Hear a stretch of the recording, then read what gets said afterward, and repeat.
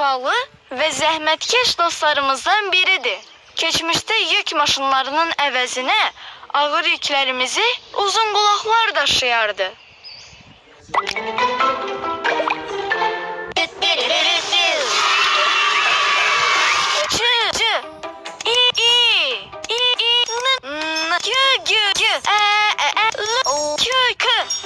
Gelincik. Süper. Əla. Gelincik dəliyə oxşayan, gecələr ova çıxan yırtıcı heyvandır.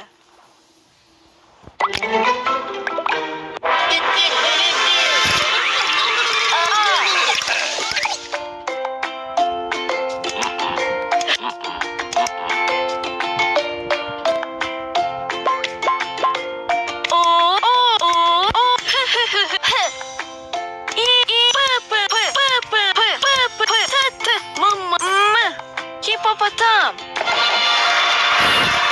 Süper. Ela.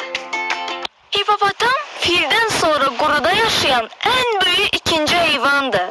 O isti havada gölde çimmeyi çok sevir.